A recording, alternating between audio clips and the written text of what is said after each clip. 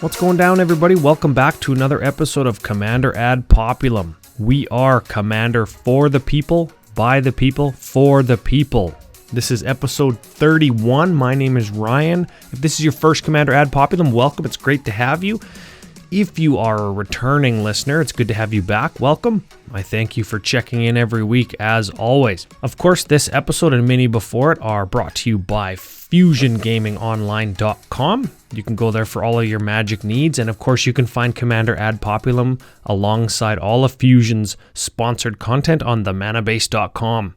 Additionally, this show is brought to you by the generous support of the patrons. Patreon.com/CADPopcast is where you can go if you want to help the show grow, or if you're in a position to support the show financially. It's greatly appreciated. And of course, there is all kinds of great benefits if you're into altered art cards, discounts, and first access to altars that I sell on Twitter or privately. So if you're into any of that, go check out the Patreon page. CAD Popcast on Twitter, Commander Ad Populum on Facebook. You can find me there. This episode and all other episodes have individual threads. So if you did want to comment on anything, of course, it's all there. cadpopcast@gmail.com. If you had anything longer form or more private, like I was talking about last week on episode 30, if anybody did want to write in, probably them sharing their story is going to help somebody else, which is important and one of the reasons that I started the show. Sharing people's stories out there in the community and kind of bringing everybody together, either electronically or over the internet, like the CAD Popcast Discord, or in person at Magic Fests, or, you know what, even just people who've met through the show who are now friends and exchange Christmas gifts and what have you. That's kind of what this is all about. So Patreon, Twitter, Facebook, it's all there so everybody can connect with each other. Speaking of the Patreon page, big personal shout out and thank you both to Anton and Sam, new patrons this week. I appreciate it very much. And again, guys, I couldn't do it without the Patreon support, so welcome. I'd like to get right into it now. We have got what is a fairly personally inspirational story in the community section. I want to go way back to years ago in my own Magic history. We've got another little kind of techie gameplay technical section, and then of course we are diving right back into the slum that is Mercadian Masques as we continue our set retrospective through the history of Magic. So we're going to get to all that right after this. Years and years ago, like when Commander was first a thing, there was no EDH rec, there wasn't very many decks on deck aggregation websites like Tapped Out or Archidect or what have you. And to be honest, lots of those sites didn't even exist. So before all of that was a little place, some of you might have heard of it, called mtgsalvation.com. And there was a user on MTG Salvation that when you go to the EDH forum and then you go into the sub-forum for EDH deck lists, they had a deck list database with drop-down menus in the forum posts for 5-color, unofficial 4-color commanders, 3-color, 2-color, single-color, no-color commanders. You could drop down that menu, and then it would give you lists of all of the commanders in that color identity. You could drop down each commander to links to where forum users submitted deck lists. And there was a user that I think I remember reading made it his personal goal to build a deck and submit it to the MTG Salvation decklist database for every legendary creature that didn't have a build. And his username was Magnus Magicus. And this is his story. So Magnus, his real name is Mark, and him and his wife live in the Netherlands. Congratulations, 24 weeks pregnant, about to have their first baby. So congratulations, welcome to the MTG Dad Club in, a few more weeks or months or whatever it is. And he's been playing since 1997. So if he's been listening to the most recent set retros, he's going to know exactly what I've been talking about with how terrible Mercadian Masques is and how awesome the couple sets before it have been. Long story short, Mark was playing D&D. He needed a new character in 3rd edition, so like D&D way back, like in 95, 96. and he was watching a strongman competition. There was a guy named Magnus, and he liked the name, and he needed a name for a D&D character, and he just liked the last name Magicus, like it's like alliteration. So Magnus Magicus became his D&D alias, and then his forum alias, and he still moderates forums today on various sites, and he's a level 1 judge, so he's still involved in Magic today, all these years later. Throughout Mark's history of playing Magic, he discovered that there's actually a card from Legends named Lord Magnus, and he was one of the first guys that I had ever seen at the time, like 10, 15 years ago, that collected one card and put his deck, then 60 card decks, in clear sleeves with a single card, like the same card, flipped around backwards in the sleeve. So all 60 of the cards in his deck were the same back. So he had 60 Lord Magnuses because he was Magnus. That was his online name. That's who he became. And then when he started playing Commander, he needed 100. He says to this day, he's got over 360 Lord Magnuses. So he's got like the market cornered on that card, which is totally hilarious because it was something that started out as trivial as just a name that he liked from watching TV, turned into a D&D character, turned into his online identity. So getting back to MTG Salvation, when I was in the early years of deck brewing and building and dipping my toes into Commander, I would go to MTG Salvation EDH Deck List Database Forum. Huge long name. EDH Rec rolls off the tongue way nicer, I'll tell you that much. Lots of editing when I say all of that fast together. I would go in there and I would check out these weird random commanders. You know what I mean? You're using like magiccards.info, now Scryfall, and I would see all of these different deck lists by Magnus Magicus. Magnus Magicus, like every commander, like he was the first guy on the list that built it. So I'm going down the list. What about this one? What about this one? What about this one? Okay, so a couple weeks ago, we talked about my first mono blue. My first deck ever was Baron Master Wizard from Urza's Saga. And after that deck got a little bit too degenerate, too broken, Tolarian Academy gets banned in EDH, Emrakul, the Eon's Torn gets banned in EDH. I take that deck apart because nobody wants to play it. And I find Magnus Magicus made a list for Mistform Ultimus. And I clicked it and I was like, what is this garbage from Scourge? Like one of my first booster boxes ever was from Scourge, and I got this card and it was fine because like the blue ability in Scourge was all creature, this creature is all creature types. Mistform they called it. And this was the Mistform Ultimus. So of course Magnus built a deck on it, and wouldn't you know, it played every blue Merfolk Lord, every illusion lord, every blue sliver that did something for all slivers, because Mistform Ultimus was all creature types. And didn't I get the EDH bug forever since then? So I had to build this deck. I had to build it. I had to pimp it. I got all my foil islands. I got all my foil non-basics that fit into the deck.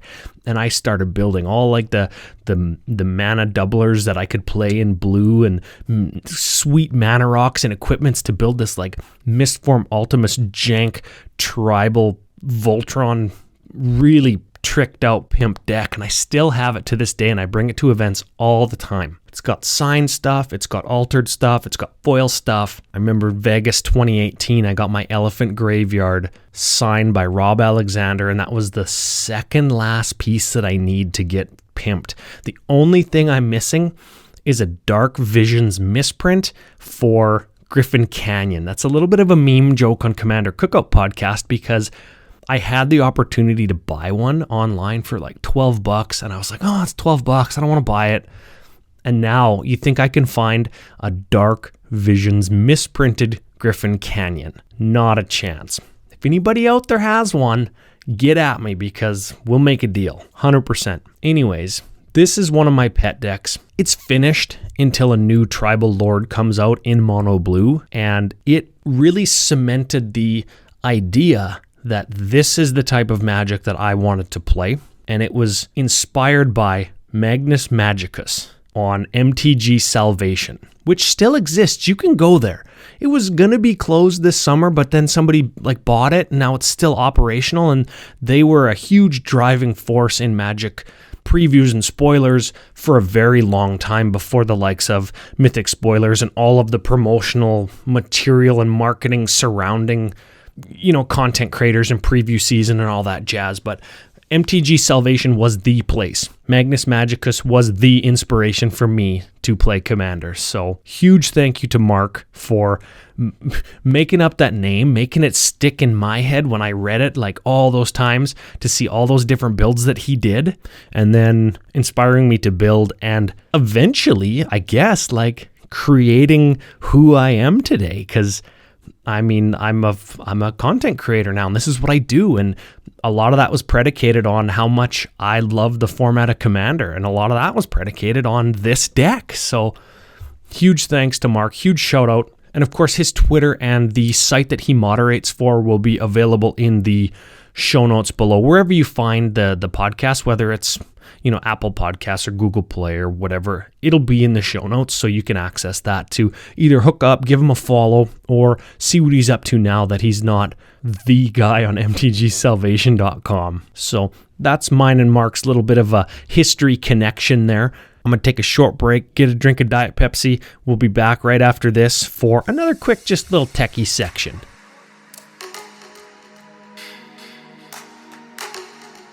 Okay, wet the whistle, ready to go. Technical section today. Like last week, I'm not delving into any real rules things. I'm just putting my eye to something that I think will help smooth out the gameplay experience, particularly for new players. That's what we talked about last week. I want to continue talking about it a little bit more this week, just for a couple minutes. You're shuffling. You roll to determine who goes first. You draw your starting 7. You look at them. You keep or mulligan, whatever it is, and you start playing. Whether you go first, second, third, fourth, fifth, whatever it is, you draw your first card. So you have 8 cards in your hand at that point. 999 times out of 1,000, you're going to go land or land something, go. Maybe even, for example, land, Sol Ring, Signet, go. Great turn. How long does that take? Even if you go land, Sol Ring, Signet, go, looking at the timer on my recording, that takes like 3 seconds. Okay, fine. What if your first turn you went land, Sol Ring, pass the turn, comes back, you top deck a Signet, you go land, Signet, go, land, Commander, go, whatever it is. Your first turn, 3 seconds. Your second turn, 3 or 4 seconds. I'm going to make the statement that if you look at your opening 7 or 8 and see what you're going to do on turn 1, your first turn should take 3 seconds. Your second turn, looking at your remaining 6 or 7 cards, however many are in your hand, your second turn when it comes back around to you, if your 3 opponents all took 3 seconds each or 4 seconds each, you've got whatever it is, 10, 15 seconds to make a plan at the very bare minimum. That should be enough time to say, I've got 2 other 2-drops in my hand. This is the one I'm going to play. You draw your card. Maybe it's another 2-drop. Is it better than your original play? If not, play your original 2-drop. Don't second guess it, and then just move on. I'm not saying this from a place of spite. I'm saying this for a couple reasons. First, trust your gut. You built this deck, you practice it, you've theorized why it's good, or you've made a decision as to what cards to include or exclude from the list. You know what each of the cards in the deck does, probably. If it's a brand new deck or you're newer to Magic or you're borrowing it, maybe not. Maybe none of this is relevant, but if you're playing your own deck and you've built this deck, you know what the cards do. So your first instinct is to play the one that you want to play first. The second reason I'm saying this is because as a group or as a community, we have to be able to enjoy playing games with each other, and nobody wants to play with the person who draws their card on turn 2 and does the hand shuffle thing.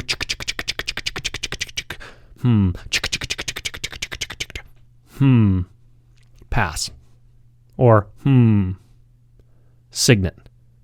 It's like, what? No, just play the Signet and move on. Well, I had another Signet in my hand. Well, play the one that's going to play your commander. Like, make a decision. You know why the cards are in there. Make the decision so we can all have a pleasurable game experience or a quicker tempo gameplay experience. It's going to make the games feel like there's more action. It's going to allow us to get more games in. make the decision. Combined, all 4 players' first 2 turns, less than 30 seconds, less than a minute. Turn 3, maybe you're starting to, Kodama's Reach, and then you're going to play something after. Like, maybe you drew a 1-drop, you play your 3rd land, you Kodama's Reach, you maybe have a mana dork, whatever it is. Like, I can understand that, but at that point, I would suggest making sure you're clear with your shortcuts. And what I mean by that is, like, play your fetch land, say, I'm going to crack my fetch, search for a whatever, play this, pass the turn, I'll search after, right? And then you spend your opponent's turn searching for your land. Like, in casual, all the way up to, I'm going to say pre-CEDH, tuned strong decks, it's probably not all that beneficial for you to wait to crack a fetch land and slow the game down at the end of your opponent's turn. Like, probably you just don't have to do that. And if that's not a habit, develop a new habit for EDH, because you're slowing the game down. That's not how you play this format. Or I should say, that isn't how you have to play this format. In short, the cards in your deck are in there for the reason that you put them in there. Play them for that reason. Trust your gut. Develop habits that are going to keep the game flowing.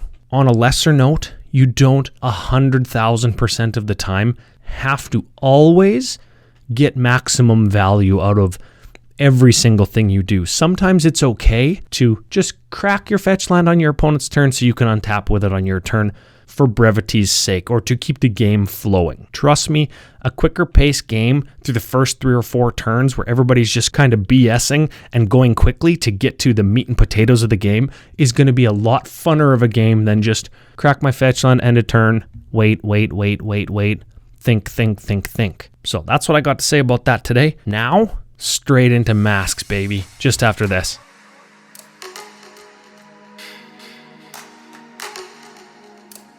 All right, Mercadian Masques. This is not good, everybody. This is not good. Mercadian Masques released October 4th, 1999. My mom's birthday, October 4th. Look at that. 350 card set. It was the first in the Mercadian Masques block, and it bumped Tempest block out of standard and existed in the same standard as Urza's Saga. And then when Invasion block rotated in, it was Invasion and Masques block standard. That's when I started to play. So we're getting pretty close to my bread and butter, if you will, what I think of as the golden age of Magic for me. So that's exciting for me. Mercadian Masques, regarded as very underpowered. Set designers were a little bit trigger shy, and they didn't want something to go awry like it did with Urza block, emergency bannings and people leaving the game because there was no trust that there were controls in place for designers just to push cards to sell cardboard. Like, I mean, the conversation, that kind of thing is still ongoing today. It's an ever-present topic in the Magic community, and I mean, it's just as relevant in 2019 and 2020 as it was in 1999 and 2000. So 20 years later, we're having the same conversation. That's actually pretty remarkable that everybody always says in the Magic community, the sky is falling. But I mean, as long as we're pushing cards and doing new design and focusing on having a good time in the game's never going to go away. So you know what? If you're bummed out about today's standard environment or the power level of cards, I mean, people were bummed out in the 90s too. So I don't know. Let's get into it. We've got a ton of different cycles in this set and in this block in general. A lot of them were powered down for standard, and there were like rebels and mercenaries and stuff, and that's all fine and well, but none of it is particularly relevant for Commander, except for some random card in a random cycle or the free spells. There was a ton of free spells, which makes you think, oh wow, for whenever they print free spells, it's totally broken.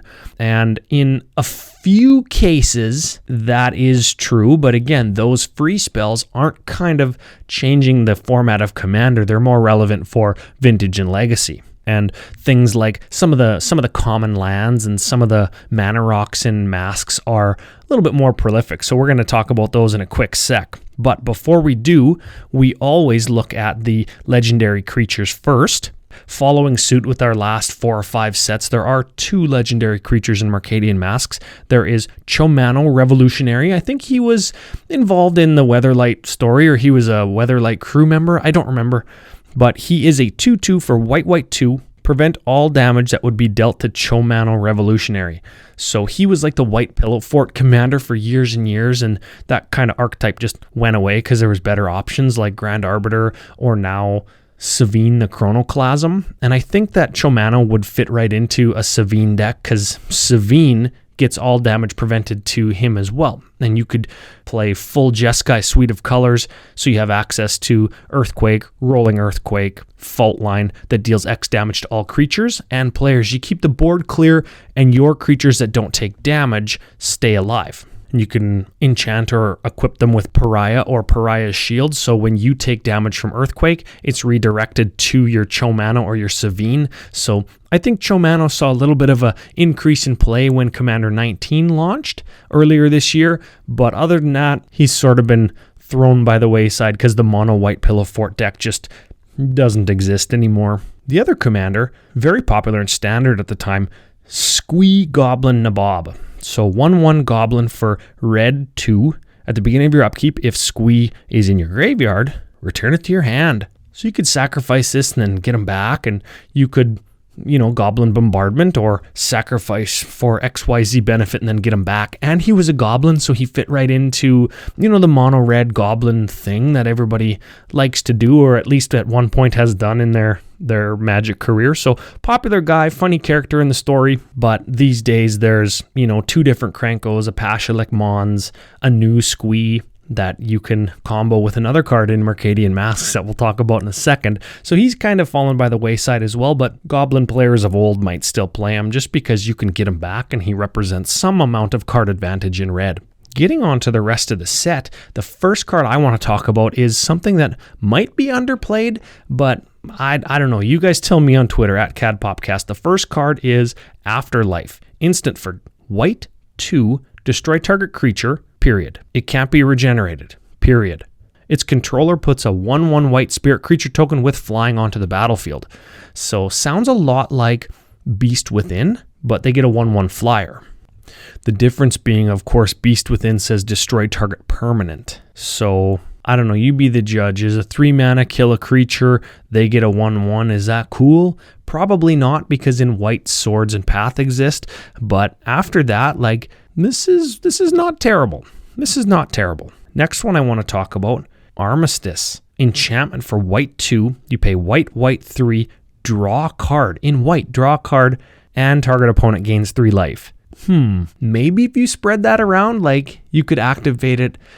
I know you're paying 5 to draw a card and you're giving people life, but if you give opponent 1 life the first time, opponent 2 life the second time, opponent 3 life the third time, you've drawn 3 cards and you've given only 3 life away to any one opponent that you're attacking. Maybe. It says draw a card in white. Traditionally, I know that that card isn't played, but that's a thing. Maybe that's a hidden gem. Maybe. Next enchantment I want to talk about is a card called Moonlit Wake. White 2, whenever a creature is put into your graveyard, whenever it dies, you gain a life. So this, I've seen this in the white-black aristocrats deck, that you're sacrificing your own creatures to ping people, and you know that deck is going to frequently play the Sanguine Bond Exquisite Blood combo, but if you only have the Sanguine Bond side of that combo, you can get an extra trigger off that with your Moonlit Wake, because your creature is going to go to the graveyard and aristocrat ping them, but you're going to gain a life from your Moonlit Wake, so Sanguine Bond's going to make them lose a life.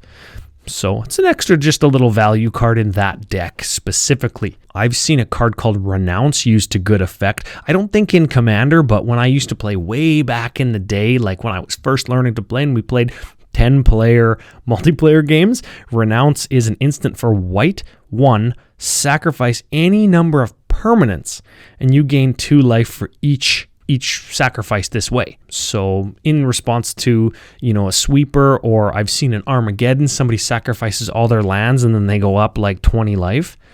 So that's kind of fun. And the last card I want to touch on today, I know I've lost to this card way back in the day. Noble Purpose, enchantment for white 3. Whenever a creature you control deals combat damage, you gain that much life. So that sounds like lifelink, which sure, fine, how do you lose to lifelink? But this card triggers in addition to lifelink. Lifelink just gains you life when damage is dealt. Like at the same time, it all just happens.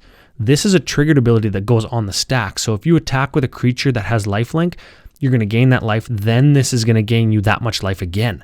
So I remember playing against this thinking I had the game in the book. Opponent drops Noble Purpose, and then I just can't win. I can't win. Every time I attack in, every time I block, I just can't win.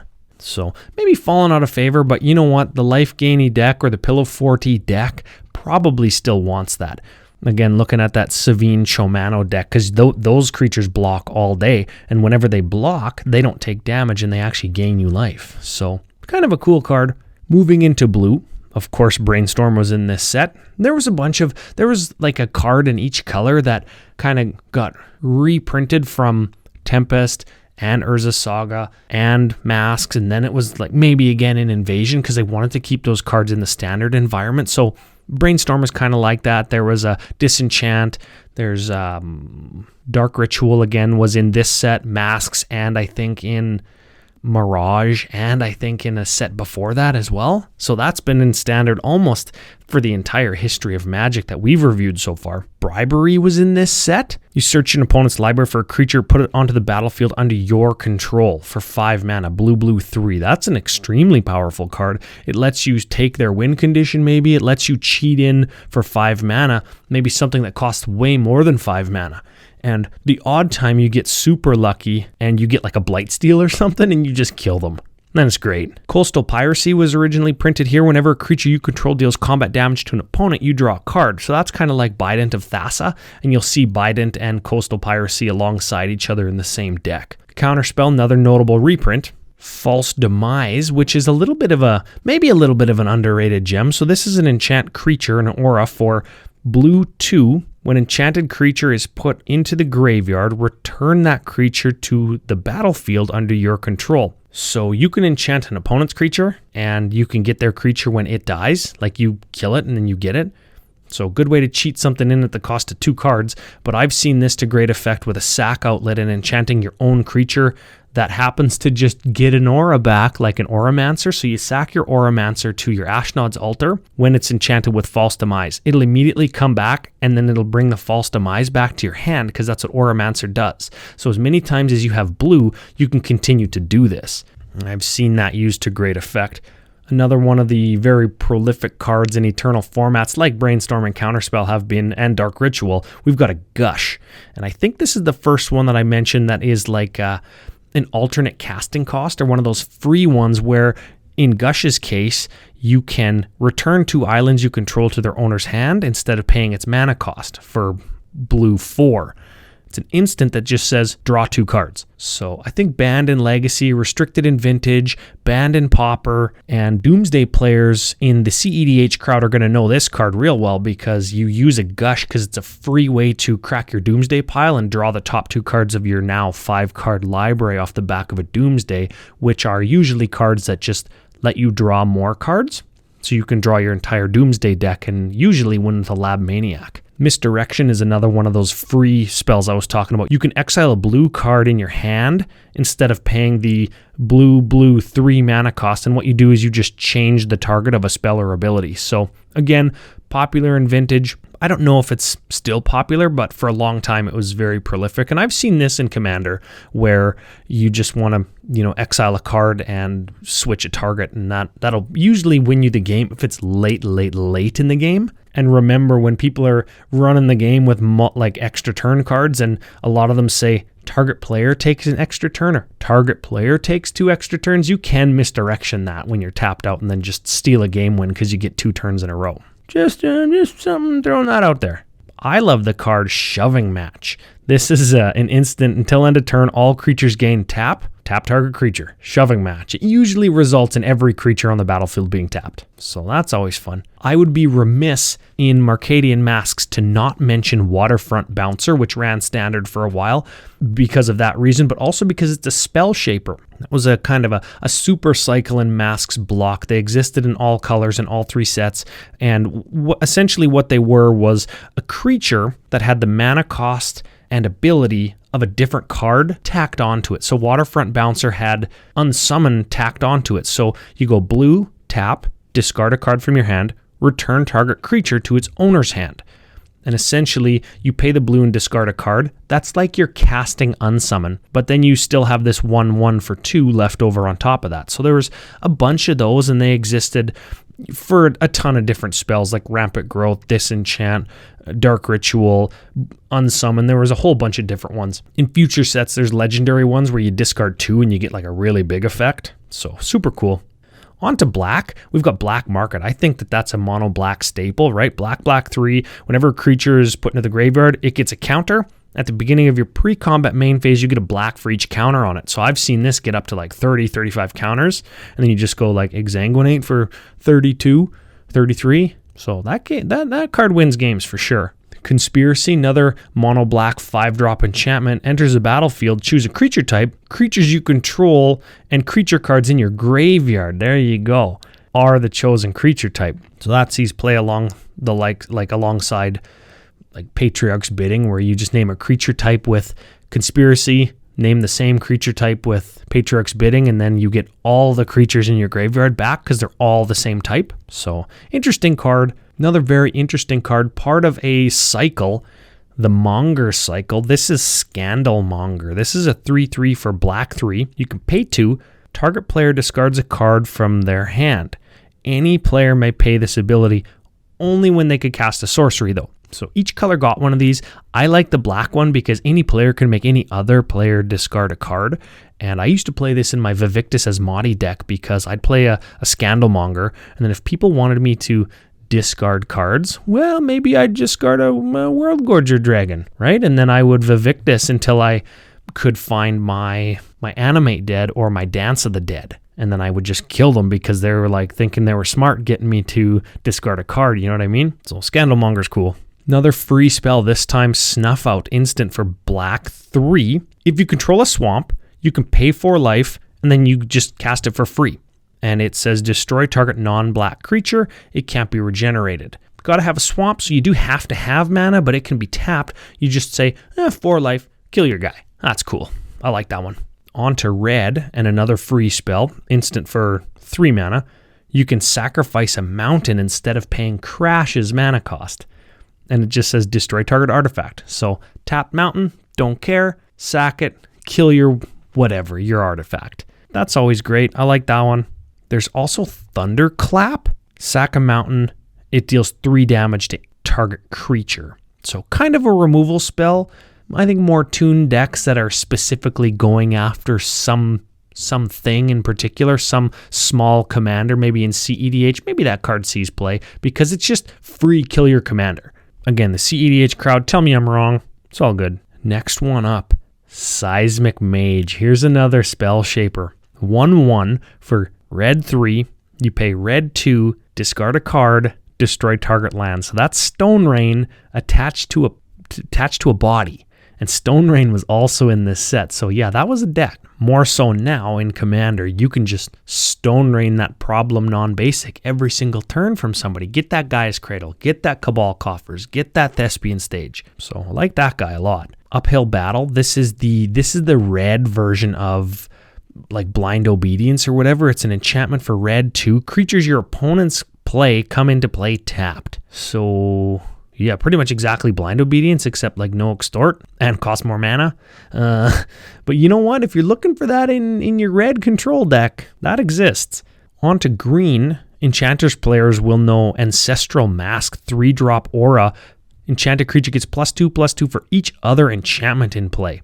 Other enchantment on all of the battlefield, not just yours. So no blocks. Ancestral Mask giving my creature, +14/+14, kill you, right? That's how that card works. Next up, this is what I was talking about with the new squee. This is Food Chain. This is CEDH staple, regular EDH staple, popular in Standard at the time. This is an enchantment for green 2. You exile a creature you control and add X mana of any color to your mana pool, where X is the removed creature's converted mana cost, +1. So with the new squee, you can cast them from exile. So you exile them to get, he costs 3, but you get 3 + 1. So you get 4 mana, you cast them again. You've netted a mana. You exile them with Food Chain, you get 4 mana, cast them again. So now you've netted 2, then 3, then 4. You make infinite red mana, and then you continue to do that, and you make infinite white, infinite blue, infinite black, infinite green, and Food Chain is the card that does that for you. So there's 3 cards, I think, that you can cast from exile, and there's an Eldrazi one, there's Squee, there's like a, what is it called? Mist Hollow Griffin or something? Whatever it is, cast them from exile, make infinite mana with Food Chain, win the game usually. I got my foil for like $14. So anybody who's looking for a foil Food Chain, eat it. No pun intended, of course. We've got a fixed regrowth in Mercadian Masques in Revive. Green 1 sorcery, return target green card from your graveyard to your hand. So essentially regrowth, but you can only get a green card. Mostly in mono green decks, they don't care, and they would be happy to run a second regrowth that only gets green. So that's a good one. Moving into artifacts, we've got Eye, Heart, Horn, Skull, and Tooth of Ramos. Those are the 5 parts of Ramos, the dragon that we saw in C17. They all do the same thing in their respective colors. They're 3 drops, tap them for a mana of their respective color, and you can sacrifice them to add another one of that same mana. So you could play them for 3 and then tap and then sack them to get 2 of them back. Or the following turn, you can tap and sack them for kind of a one-time boost of extra mana. So those are cool cards, good mana rocks. Like they're the 3-cost mana rock that give you colored and do something else. They're in that category. And if you're playing mono or 2-color, they're probably fine. Really, besides like infinite combos with Magistrate Scepter and Proliferate, like there's not a whole ton of artifacts that I really think are worth touching on from like a commander standpoint. So I'd like to move right into land, because there was a bunch of them in this set that was really good. There's a Dust Bowl, which says you can pay 3 and tap it, sacrifice a land to destroy target non-basic land. So that's cool. There's High Market, EDH staple. You can tap it, sack a creature, gain a life. Sometimes it's just good. You just got to sacrifice a creature. You just got to get it so somebody else can't get it. That's cool. Rishadan Port, Eternal Format All-Star. Tap for a colorless, or pay 1 and tap to tap target land. So you can tap target land on somebody's upkeep so they can't use their Gaia's Cradle mana during their main phase. Tower of the Magistrate is 1 tap, target creature gains protection from artifacts until end of turn. So you can just give something protection from Blightsteel Colossus or what have you, right? Or if you're playing it alongside Mycosynth Lattice where everything's an artifact, well, now your creature has protection from everything. So that's really cool. Final bit I want to talk about today is there is Remote Farm, Saprazan Scary, Peat Bog, Sandstone Needles, and Hickory Woodlot. And all of those enter the battlefield tapped with 2 depletion counters on them. You can tap them, remove a depletion counter to get 2 mana of the chosen color. So they enter the battlefield tapped, so you miss an activation off of them right off the bat, but you can then tap them over your next 2 consecutive turns to make 4 mana. These actually see play. I've seen these used to great effect in Commander with Proliferate, of course, or in my own personal Zada Storm deck, I use the Sandstone Needle because my 1 land that gives me 2 mana on a turn that I need to storm with is invaluable. It's awesome. It's great. I recommend them in whatever deck you're either storming in or whatever deck has Proliferation. And finally, the basics in this set. I'm not feeling it. I don't know if I've talked about basics a whole ton on the set retros.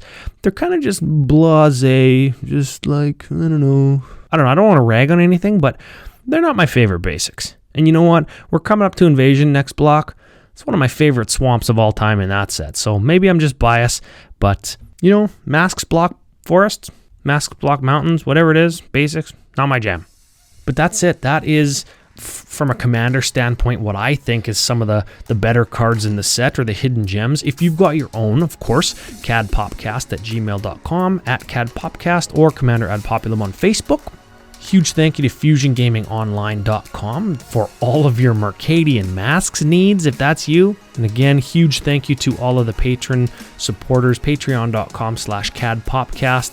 Couldn't do it without you guys. I appreciate you all very much, and I will see everybody again next Wednesday.